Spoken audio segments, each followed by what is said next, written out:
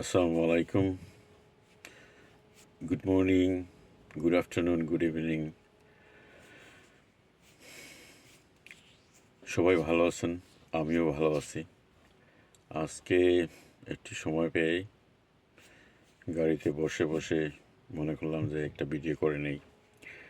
আসলে অনেক কিছুই মনে হয়, কিন্তু আসলে সময় দিয়ে পারা যায় না, তাই আসা হয় না। তো আজকের টপিকটা নিয়ে আমি একটু বলতে চাই যে বিগত কয়েকদিনের মধ্যে আমাদের বাংলাদেশের নির্বাচন হয়ে গেল। নির্বাচন হয়ে আমরা সংসদও গঠন করে ফেলেছি। সব কিছুই ঠিকঠাকভাবেই চলবে ইনশাআল্লাহ আগামী কাল থেকে। আসলে সুসংবাদ এইটাই, আমাদের যে সর্বদলীয় যে সংসদীয় গঠন, সেটা আগে হয় নাই, অনেক বছর চলে গিয়েছিল।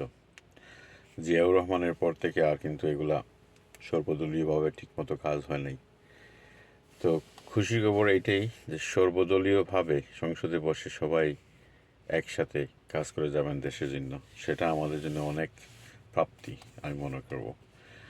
আর আসলে আমরা প্রবাসী থাকি,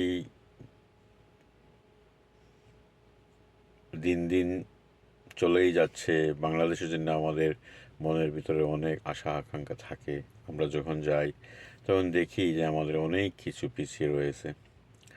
তো সেটাই আর কি, আমরা চাই যে বাংলাদেশ উন্নত হোক, বাংলাদেশ আরও এগিয়ে যাক, যাতে ইন্টারন্যাশনালি সবার সাথে আমাদের ভালো সম্পর্ক এবং স্ট্রংভাবে চলাফেরা করতে পারি। সেটাই আমাদের আশা আকাঙ্ক্ষা নিয়ে আমরা থাকি। দেশটা ভালো চললেই আমাদের ভালো চলা, সেটাই আর কি। আর অনেক কিছু হয়েছে লাস্ট 16 ইয়ার্স,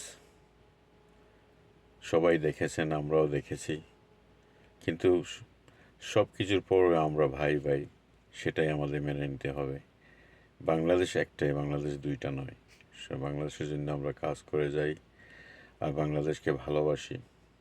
আর আমি ধন্যবাদ জানাই আমাদের প্রাণপ্রিয় নেতা জনাব তারেক রহমানকে এবং ওনার সংসদের সব সংসদীয় ব্যক্তিবর্গ যারা আছেন তাদেরকে, মন্ত্রী যারা হয়েছেন তাদেরকে অনেক অনেক শুভেচ্ছা, অভিনন্দন। এই নতুন বাংলাদেশ গড়তে আপনারা যা যা দরকার সেটাই করবেন, সেটাই আমরা অবশ্যই চাই।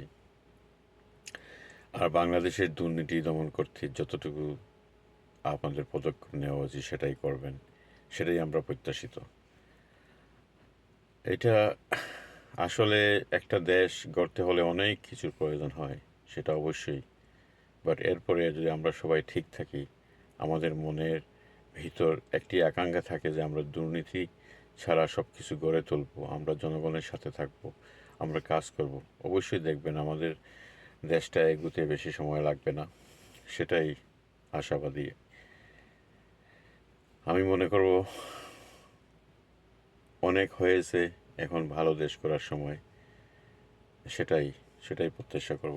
আজকের মতো এখানেই আমি আমার বক্তব্য এখানেই রাখলাম। সবাই ভালো থাকবেন। আগামীর বাংলাদেশ, সবার আগে বাংলাদেশ। বাংলাদেশ জিন্দাবাদ।